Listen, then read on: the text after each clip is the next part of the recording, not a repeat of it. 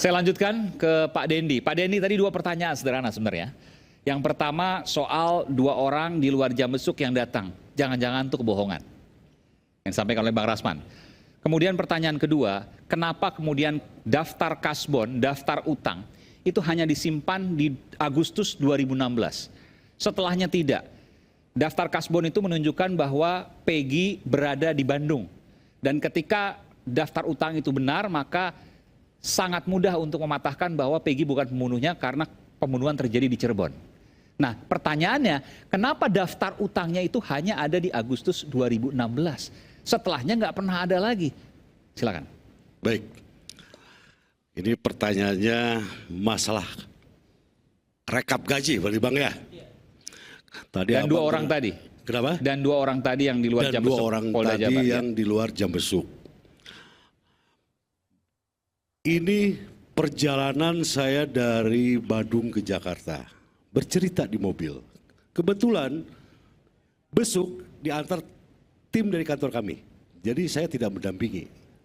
Cerita di jalan di mobil, Pak, sewaktu saya besuk, secara fisik Peggy sehat, tapi kelihatan dalam tekanan secara psikis. Satu lagi ada kejanggalan. Malam kemarin ada dua orang datang mengaku suruhan dari pengacara Bu Yanti. Oke. Menyodorkan surat untuk ditandatangani. Ini keterangan daripada Pak Rudi. PS meminta untuk dibaca, tidak boleh.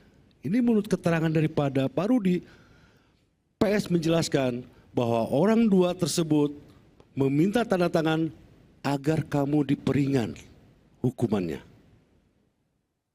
Nah, terkait masalah dua yang abang tadi sampaikan, jangan ngarang. Silakan dicek CCTV. Mungkin di Polda ada CCTV. Apakah benar? Itu yang pertanyaan orang dua itu. Dan saya tadi pertanyakan kembali di perjalanan, benar apa yang disampaikan PS masalah tanda tangan tersebut? Benar. Sewaktu saya menjenguk, PS bercerita begitu. Di perjalanan coba kita telepon Bu Yanti. Di perjalanan telepon Bu Yanti. Saya tanya ke Bu Yanti, Ibu, apakah Anda menyuruh timnya untuk datang ke Polda, dua orang mengutus untuk meminta tanda tangan PS? Tidak ada. Silakan diklarifikasi. Enggak. Oke, bisa saya jawab. Sebelum Pak Edi ya. Itu Saya yang itu dulu ya. Sebentar Pak. Begini, kita kan orang hukum Pak. Kalau belum pasti diletup-letupkan begini itu yang repot. Nah, sementara pengacaranya Peggy kan bukan Bapak. Maaf ini ya. Bapak pengacaranya Pak Rudi. Pak Rudi ini belum ada apa-apa sebenarnya ini Pak. Udah menunjuk pengacara. Nah, kecuali besok dia terkena dengan kasus KTP ganda ini misalnya, baru dia perlu Bapak dampingi gitu Pak. Nah, yang kedua, kalau itu ada paksaan, pasti nanti Peggy cerita dengan pengacara hari ini yang besuk dia. Kan pengacaranya banyak banget, 70 orang. Ya. 70 orang Pak. Peggy? Iya. Peggy 70 orang? 70 orang Pak. Betul kan Pak? Mendekati 70 kan? Betul. Nah, jangan Bapak yang bicara, biar mereka yang bicara nanti cross-check. Bukan nah, kami yang berbicara. Gini, justru ini awalnya ini menyampaikan. Ngerti. Ya? Cuma artinya itu memang itu haknya. Bapak tadi cerita bahwa beliau ini ketika besuk anaknya, Peggy cerita itu, ya kan? Baru tadi Bapak cross check. Menurut saya sebagai seorang lawyer profesional harusnya itu Bapak perdalam dulu, baru lempar di sini Pak. Kalau enggak muncul begini lagi. Nah pertanyaannya, saya tanya Bapak sebagai lawyer, bolehkah orang masuk malam-malam ke sana tanpa izin dari jam besuk? Boleh? Bukan, kan saya tanya Bapak, tidak boleh kan? Tidak boleh. Kan jam kemarin waktu berarti kalau bukan itu berarti bukan lawyer. Bukan lawyer. Kalau begitu siapa? Nah, kalau dia belum tahu enggak usah dilempar. Nanti juga pasti bakal ketahuan. Kenapa? Kan nanti kalau dia diperiksa sebentar, Pak. Kalau dia diperiksa nanti di persidangan, atau dia nanti diperiksa oleh polisi, penyidik atau dilimpahkan ke kejaksaan, pasti ke lautan. Ini surat apa yang dia tanda tangani? Kalau itu benar, lakukan uji lab forensik. Tanda tangan itu baru pasti dapat, Pak. Baru apa enggak, Pak? Nah, yang jadi aneh bagi saya, kumpul-kumpul dokumen itu Agustus di bulan tahun 2016. Ingat kawan-kawan yang bawa naik sepeda motor. Sekarang saya mau tanya dulu. Istri saya minggu lalu lupa saya, Pak, jam berapa ini? Ya, sebetulnya nih saya sampaikan ya apa yang disampaikan oleh Bang Rasman sebetulnya. Ini saya lihat ada upaya-upaya untuk mengaburkan fakta. Upaya mengaburkan fakta. Ya, ada upaya-upaya menyebarkan informasi yang menyesatkan di sini. Kenapa demikian? Karena tadi sampaikan bahwasanya ada orang masuk ke dalam. Kemudian pertama disampaikan tidak tanda tangan. Kemudian disampaikan lagi tanda tangan. Kalau kita tanda tangan pasti akan baca siapa yang meminta bantuan kepada kita tadi. Logikanya kan seperti itu. Ya. Cuma yang jadi masalah tadi sampaikan oleh Pak Rudi ya, bahwa saya tidak kenal. Saya tidak kenal dengan orang ini. Jangan sampai misalnya ini dipersepsikan kepada yang lain. Nanti masyarakat berpersepsi lain. Ya. Kalau memang kita tanda tangan, pasti tahu siapa yang buat minta surat ini. Gini. Iya, boleh. Karena kenapa? Maaf, dia orang dewasa. Saya konfirmasi lagi. Tapi akhirnya ditandatangani oleh Peggy. Ditandatangani ya. Tidak tahu apa yang ditandatangani. Menurut Peggy. Jadi kalau ditanda tangan, saya yakin pasti dia tahu siapa yang salah. Dan itu akan terbongkar. Pasti tidak tahu. Mungkin, dari mana abang punya kesimpulan seperti itu? Pasti, karena besok pasti akan muncul. Tidak akan mungkin bisa disimpan. Sekali jadi siapa? Dia tanda. Dua orang misterius ini siapa? Membawa surat apa? Makanya inilah yang disampaikan. Ya, siapapun dia, kalau memang dia nyuruh, kemudian ditanda tangan oleh Peggy, itu pasti tahu. Ada namanya tercatat di situ. Jadi kalau misalnya disampaikan tidak tahu siapa orangnya, itu tidak mungkin. Dan dia orang dewasa, bisa menolak. Siapapun yang minta tanda tangan, berani menolak untuk tidak tanda tangan surat itu. Dan ini sekarang itu tidak bisa direkayasa apapun juga. Semua transparan, ya. Jadi kalau misalnya kemarin saya lihat dari berbagai pemberitaan membantah, menolak, kemudian apa, tidak apa-apa. Saya selalu ingatkan kepada Polri, kemarin polisi penyidiknya, bahwasanya jangan selalu mengandalkan masalah pengakuan. Buktikan kepada masyarakat bahwasanya harus buktikan berdasarkan penyidikan yang ilmiah. Baik, saya ingin menuju ke Pak Inspektur Jenderal Polisi Purnawirawan Anton Carlyan, Kapolda Jawa Barat, yang pada saat kejadian itu memimpin Polda Jawa Barat. Selamat malam, sehat selalu Pak Anton, Jenderal. Kang Aiman, selamat malam. Siap. Semuanya. Iya, Jenderal, saya ingin bertanya, ini tadi barusan ada dua data yang menurut saya menarik yang belum pernah terungkap sebelumnya dan baru kemudian ada disampaikan oleh ayah dari Peggy. Sebelum saya menanyakan soal kasus Peggy terkait dengan penyelidikan dan sebagainya pada 2016. Mungkinkah ada orang yang bisa masuk ke Polda Jawa Barat di luar jam besuk untuk membawa kertas dan dalam tanda kutip ya, memaksa untuk tanda tangan? Begitu betul ya Pak Rudi ya? Betul. Betul, oke. Silakan Pak Anton, Jenderal, silakan. Baik, terima kasih. Setiap tamu yang masuk ke tahanan itu tadi betul ada jam besuk dan di tahanan itu pun juga ada CCTV dan ada tamu-tamu daftar tamu yang harus menandatangani siapa sebetulnya yang besuk tersebut. Kemudian tempat penandatanganannya juga di mana? Apakah di tahanan itu sendiri atau di luar? Ini kan belum jelas. Tapi yang jelas H itu akan sangat mudah diketahui. Bisa diketahui dari penjaga tahanan saat itu, bisa diketahui oleh satu selnya saat itu, betul tidak jam segitu akan keluar.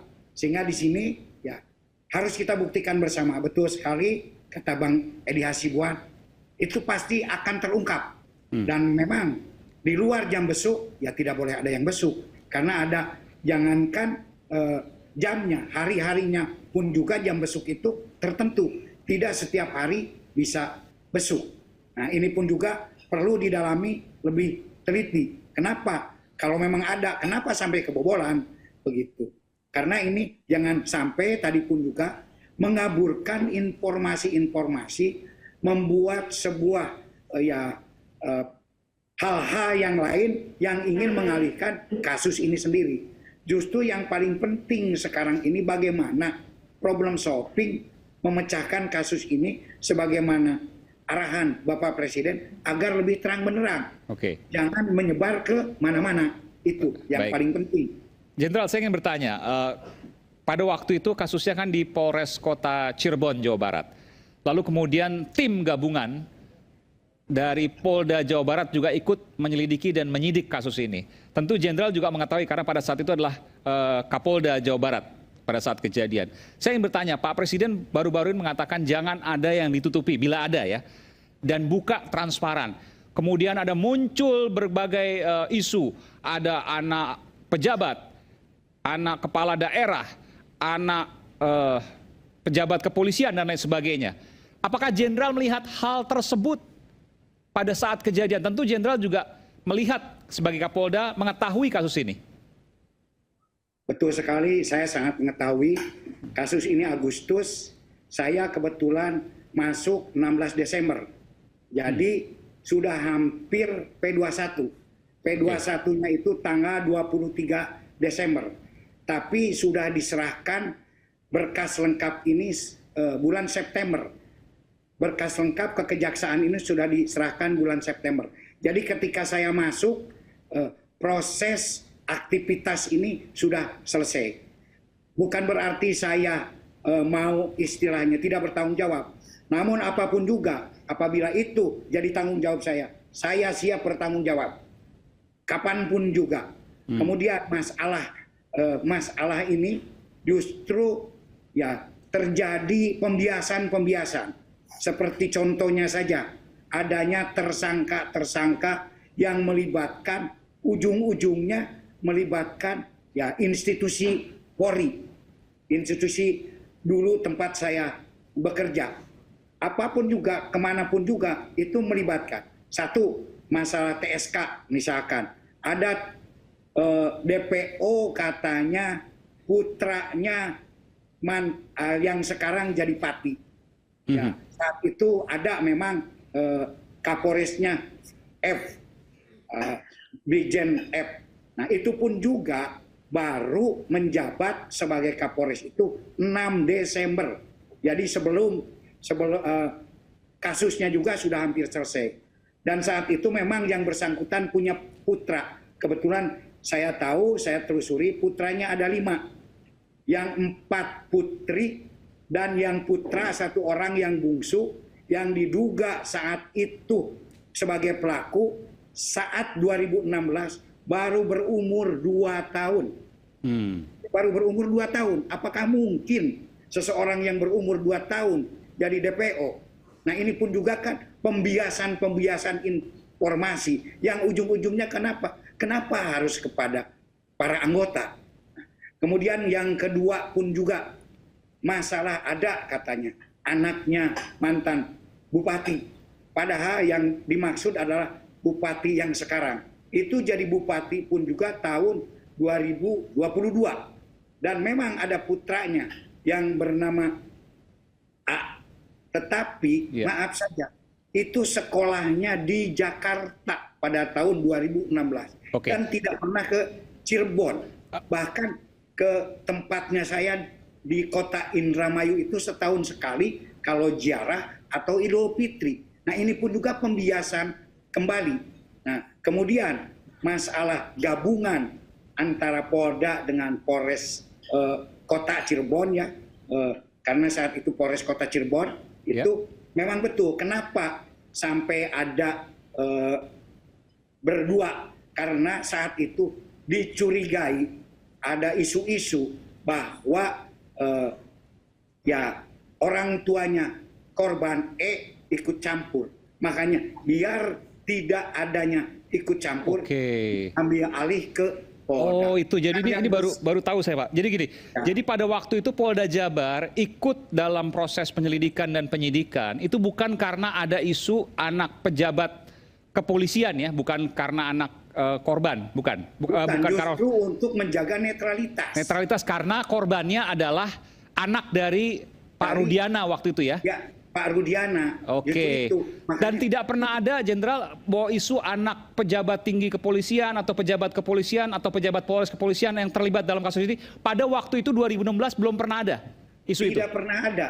Justru sekarang inilah. Baru sekarang ini. Baru sekarang inilah. Justru dari yang 8 tersangka ini yang menunjukkan awalnya itu adalah yang clear. Ada PS, ada Andi, ada Dani, itu semuanya itu. Oke, jadi itu pembiasan informasi yang baru terjadi sekarang. Yang dulu sebenarnya Jenderal juga lihat tidak pernah ada indikasi ke arah sana.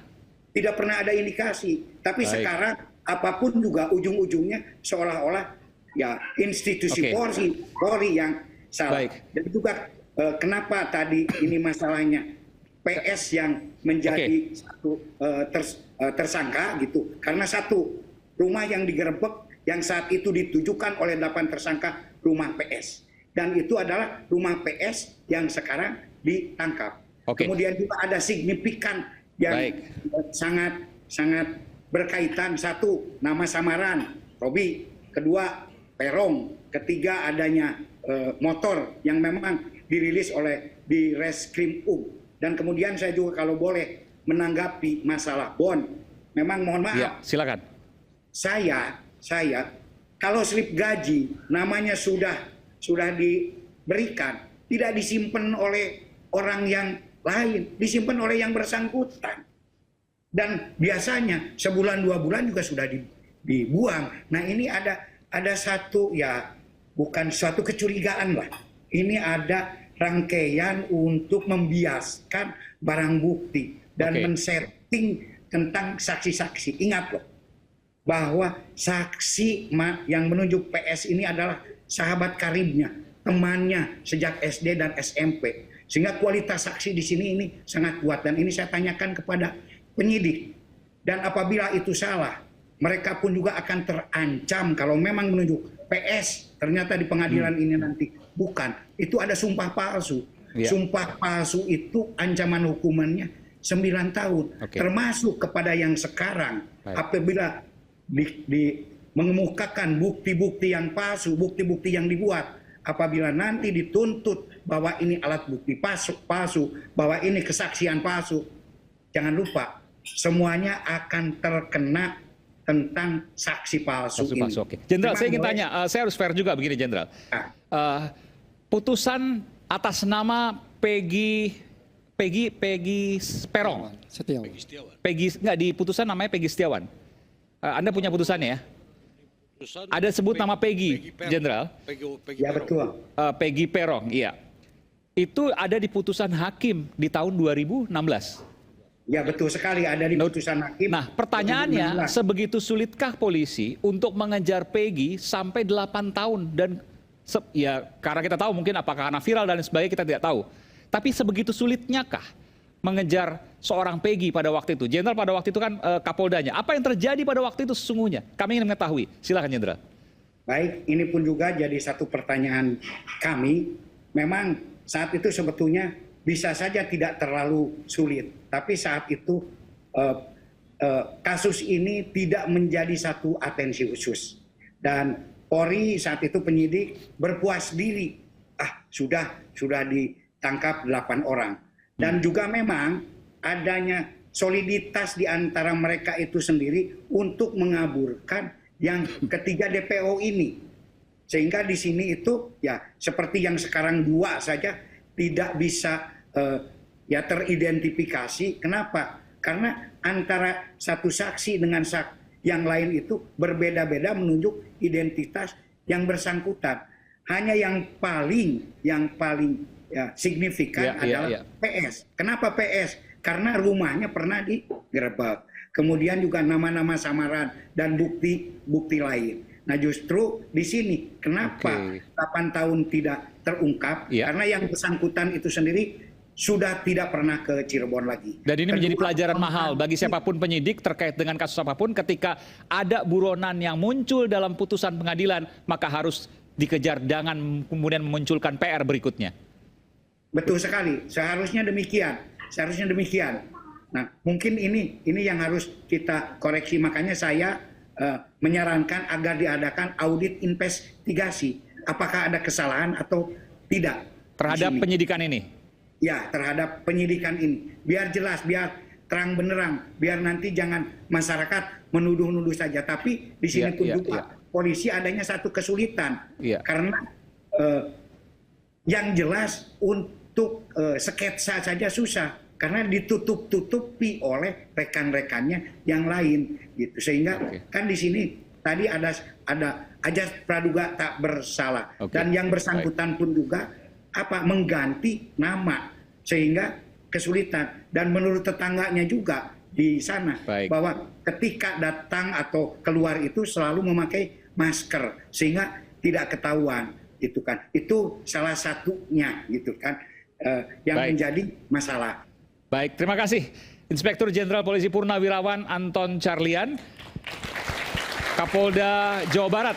Pada saat kejadian Peggy Peron hanya selang beberapa bulan ya, Peggy Peron itu Agustus 2016, Pak Anton Carlian Desember 2016, betul ya? Kejadiannya Agustus 2016, Pak Anton Desember 2016. Betul demikian ya, Jenderal? Betul, tanggal 16 Desember 2016. P21-nya 23. Sebelum P21 saya itu. Baru masuk. Baik. Terima kasih atas informasinya, terima kasih.